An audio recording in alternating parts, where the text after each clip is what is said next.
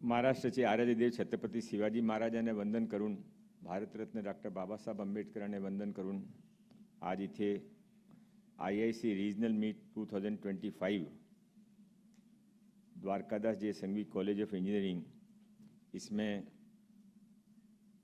जिनके स्वागत पे सबसे ज़्यादा तालियां बजी, क्योंकि आपको जब पता पड़ा कि आपके ही कॉलेज के पढ़े हुए हैं और आज पूरा महाराष्ट्र चला रहे हैं, ऐसे मिस्टर कौस्तुभ धवसे। थोड़ा बाद में मौका मिले तो इनसे 10 मिनट मिलके पूछने की कोशिश करना कि हम भी आपके जैसे कैसे बने। Shri doctor Ravindra Kulkarni ji, vice chancellor of Mumbai university, केवल वाइस चांसलर भी नहीं है, बहुत अच्छे इंसान भी हैं। मेरा इनसे काफ़ी काम पड़ता रहता है। स्किल के अंदर हम जितने प्रोग्राम कौस्तुभ जी महाराष्ट्र में लॉन्च करते हैं, उसमें सबसे ज़्यादा कोई हमको सपोर्ट मिलता है तो यूनिवर्सिटी से मिलता है। अभी इन्होंने वंदे मातरम का प्रोग्राम किया था, 14,000 बच्चे आए थे। आपके पता नहीं आपके यहाँ से कोई गया, कितने लोग गए थे। इस कॉलेज के प्रेसिडेंट चेयरमैन श्री भरत सिंघवी जी, जिन्होंने ये पूरा प्रोग्राम ऑर्गेनाइज किया है, श्री उमेश राठौड़, AICT के वेस्टर्न रीजन के chief, mister R Ramanathan, former mission director of Atal, जिनके बारे में अटल इनोवेशन मिशन, जिनके बारे में बताया गया है कि उन्होंने 10,000 से ज़्यादा अटल इंक्यूबेशन सेंटर शुरू किए। और अभी जिनको हम वीडियो मैसेज से सुनेंगे, ऐसे Shri TG Sitaram, honourable chairman of the AICT, जिन्होंने आज के इस पूरे प्रोग्राम को ऑर्गेनाइजर भी किया है, स्पॉन्सर भी किया है और आपको ये मौका भी दिया है कि आप यहाँ पर एक इनोवेशन, महाराष्ट्र के सारे इनोवेटर्स को इकट्ठा कर सको। उमेश जी, सारे महाराष्ट्र के इनोवेटर्स हैं ना, ऑल आर फ्रॉम महाराष्ट्र। तो Kaustubh ji is happy now, he will report to the CM sir that somebody is working for you. तो मुझे जब ये इसके बारे में बताया गया कि ऐसा प्रोग्राम है, तो मैंने इमीडिएटली इच्छा बताई आने की, क्योंकि ये काम हम सब का काम है। ये केवल संघवी कॉलेज का काम है, कैलोनी मंडल का काम है, AICT का काम है, ऐसा सच नहीं है। सच ये है कि जब तक दुनिया का सबसे युवा देश भारत, और भारत में भी सबसे ज़्यादा एजुकेशन का कहीं पर ज़्यादा टेक्निकल एजुकेशन और बाकी फील्ड में लोग काम करते हैं, तो वो महाराष्ट्र है। और महाराष्ट्र के अंदर आपको मालूम है कि जब 2014 के अंदर माननीय प्रधानमंत्री नरेंद्र भाई मोदी जी देश के प्रधानमंत्री बने थे, तो उसी समय उन्होंने सबसे पहला कोई नया डिपार्टमेंट केंद्र में शुरू किया पूरे देश के लिए, तो वो स्किल एंड इनोवेशन डिपार्टमेंट था। एंड बाद में 2014 के अंदर भी महाराष्ट्र के अंदर भी माननीय देवेंद्र फडणवीस जी मुख्यमंत्री बने, and as the true follower of the honourable prime minister, as on that day and as on today, he has started the same department in Maharashtra and we are working on it, innovation department in Maharashtra. So innovation की जरूरत इन दोनों लोगों ने तभी समझ ली थी। 2014 से भी अपन 2025 के अंदर आ गए हैं, पर हम कहाँ पर पहुंचे हैं ये भी थोड़ा असेसमेंट करने की जरूरत है। स्टार्टअप एक बहुत बड़ा मूवमेंट बन गया है, स्टार्टअप बहुत जरूरी है, पर स्टार्टअप का सक्सेस रेट बढ़ाने के लिए भी हम सबको सोचना पड़ेगा। नहीं तो बहुत सारे युवा स्टार्टअप में बहुत उत्साह से जाते हैं और उनके गोल्डन 4-5 साल के बाद में उनको लगता है कि नहीं, अभी तो ये छोड़ देते हैं, अभी कहीं नौकरी कर लेते हैं, अभी कुछ बिजनेस में लग जाते हैं।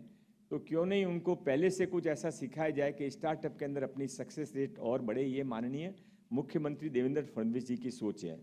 कौस्तुभ जी इसलिए यहाँ पर बैठे हैं, इसलिए बहुत सारी बातें वो बताने वाले, मैं आपको नहीं सारी बातों को शेयर करूँगा, पर मैं यहाँ पर आपको 2 बातें ज़रूर बताना चाहता हूँ। एक तो ये है कि आर्टिफिशियल इंटेलिजेंस दुनिया में आ चुकी है। हम तो अभी बहुत लेट इसके बारे में जाग रहे हैं, पर जिनको मालूम है, जब ट्रंप ने पहला चुनाव लड़ा था, तो पहले चुनाव में भी उसने आर्टिफिशियल इंटेलिजेंस के माध्यम से ही अपना कैंपेन किया। इसलिए कोई यदि याद करे तो उस समय उनका जीतने का, ओबामा के तुरंत बाद का इलेक्शन था, कि उसके जीतने का कोई चांस नहीं था, फिर भी वो जीता, क्योंकि उसने तब तक आर्टिफिशियल इंटेलिजेंस से पता लगा लिया था कि कौन लोग मेरे वोटर हैं। तो आर्टिफिशियल इंटेलिजेंस से उनकी लाइकिंग क्या है, कौन से पिक्चर में जाते हैं, कौन से सुपरमार्केट में सामान खरीदते हैं, क्या किस तरह की गाड़ी यूज़ करते हैं, तो उसको समझ में आ गया था कि गाँवों में रहने वाला एक पर्टिकुलर कम्युनिटी और वाइट कलर के लोग मेरे वोटर हैं, तो उसको उन्होंने टारगेट किया। मैं आपको बताने की कोशिश कर रहा हूँ कि आर्टिफिशियल इंटेलिजेंस आज नहीं है, आर्टिफिशियल इंटेलिजेंस 10 साल से दुनिया के अंदर घूम रहा है। हम आज उसको आता हुआ महसूस कर रहे हैं। और माननीय मुख्यमंत्री देवेंद्र फडणवीस जी एक अच्छी बात कहा करते हैं कि भाई now it is a fact of life. अभी ये शेर है, या तो आप इस शेर के ऊपर सवारी कर लो, नहीं तो ये शेर आपको खाएगा आपके ऊपर सवारी करके। तो बेटर है कि आप ही इसके ऊपर सवारी कर लो। तो आपके ऊपर सवारी करने का तरीका क्या है कि you learn about it, you know about it and you excel yourself in it.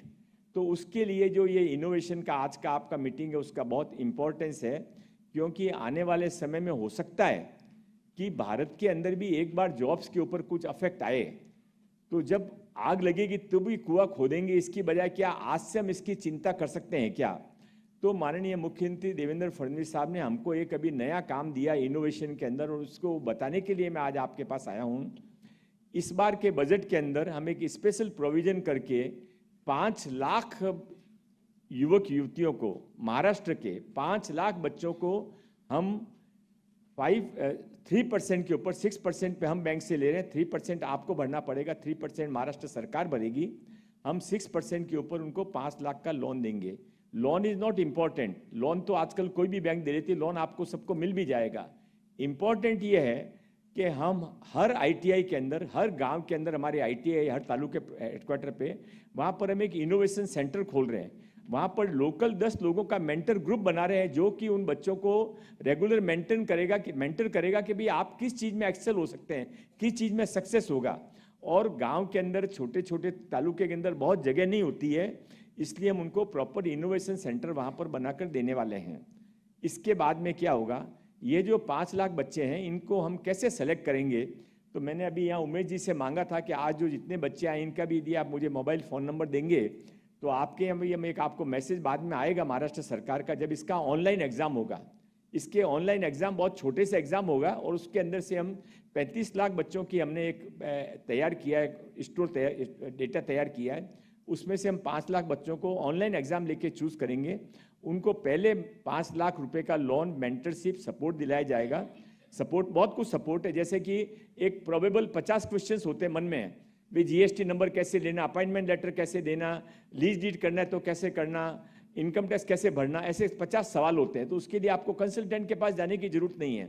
Maharashtra सरकार का ऑनलाइन बोर्ड आपको सब चीज़ों का जवाब फ्री ऑफ कॉस्ट देगा। हमने सारे एक्सपर्ट्स को ऑनलाइन ले रखा है, वो आप सवाल करिए, वो ऑनलाइन आपको जवाब देंगे। ये 5 लाख बच्चों का 6 महीने बाद में एक और एग्जाम होगा, उसमें हम 1 लाख बच्चों को सेलेक्ट करेंगे, वो भी ऑनलाइन एग्जाम होगा, और उन 1 लाख बच्चों को हम 25 लाख तक का लोन देंगे। उसके बाद में 1 साल बाद में और एग्जाम होगा, उसमें से 25 लाख बच्चों को सेलेक्ट किया जाएगा, जो कि स्टार्टअप के लिए रजिस्टर कराए जाएंगे। पर इन सबको केवल क्या एग्जाम देना है, केवल लोन के बारे में कोशिश करना नहीं, ऐसा नहीं है। हमारा इस सब का पर्पज आपको सेल्फ एम्प्लॉयमेंट का सबक सिखाना है। किसी को कॉफ़ी के अंदर स्टार्टअप बनाना है, बहुत अच्छे नई किस्म की कॉफ़ी बनानी है, जब उसको छोटी सी कॉफ़ी बनाना नहीं आता, ऑर्डिनरी कॉफ़ी बनाना नहीं आता, तो वो स्टार्टअप कॉफ़ी सक्सेस नहीं हो पाएगा। किसी को फर्नीचर के अंदर स्टार्टअप करना है, पर उसको यही नहीं मालूम है कि फर्नीचर के अंदर लकड़ी कौन कौन सी कहाँ से मिलती है, क्या लकड़ी की क्या खासियत है, कैसे औजार इस्तेमाल किए जाते हैं, तो उसमें सक्सेस नहीं होगा।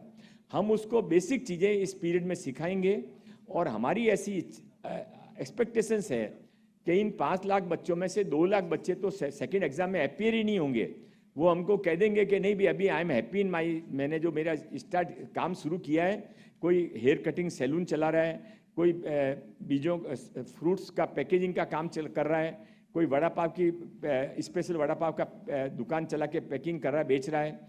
तो सेल्फ एम्प्लॉयमेंट इसका अल्टीमेट उद्देश्य है। मैं आप सबसे यहाँ पर रिक्वेस्ट करने को आया हूँ कि जब आप सब इनोवेशन सोसाइटीज़ को, डिफरेंट कॉलेज को रिप्रेजेंट करते हो, ऐसा मेरी समझ है, तो इसको एक जन आंदोलन बनाना है। महाराष्ट्र चलाना क्या अकेला देवेंद्र फडणवीस जी की जिम्मेदारी है? महाराष्ट्र को सक्सेसफुल करना, महाराष्ट्र में लोगों में आपस में हारमोनी रहे, ये केवल क्या महाराष्ट्र सरकार की जिम्मेदारी है? ये महाराष्ट्र में रहने वाले हर व्यक्ति 10 करोड़ लोगों की जिम्मेदारी है।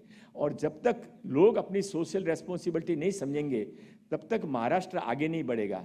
महाराष्ट्र कोई जमाने के अंदर, आज भी महाराष्ट्र कई चीज़ों में नंबर 1 है, और आप यदि चाहते हैं कि महाराष्ट्र और आगे जाए, कभी कोई आज जो हैदराबाद में बिजनेस लेके जा रहा है, जो बेंगलोर में हैदराबाद बिजनेस लेके जा रहा है, वो सब बिजनेस यदि महाराष्ट्र में आते हैं तो उसका फ़ायदा महाराष्ट्र के लोगों को मिलता है, जिसमें आप भी और मैं भी हूँ।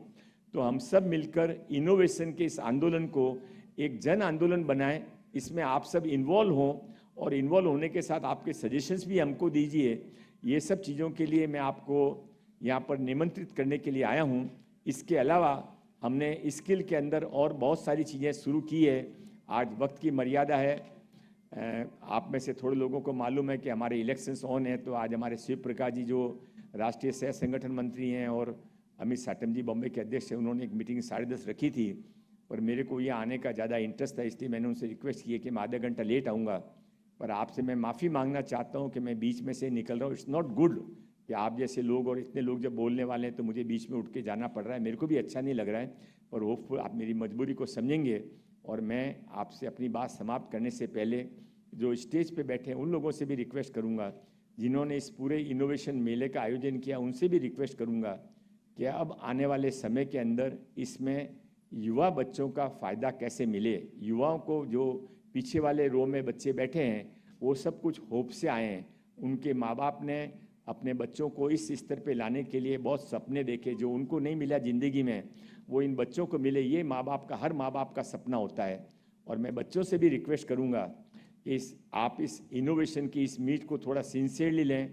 आगे आने वाले समय में सेल्फ एम्प्लॉयमेंट पे ज़्यादा ध्यान दें। नौकरियों की लिमिटेशन है, फ्रस्ट्रेशन लाइफ में नहीं आने के लिए खुद का कुछ काम करने का सोचेंगे तो सक्सेस हो जाएगा।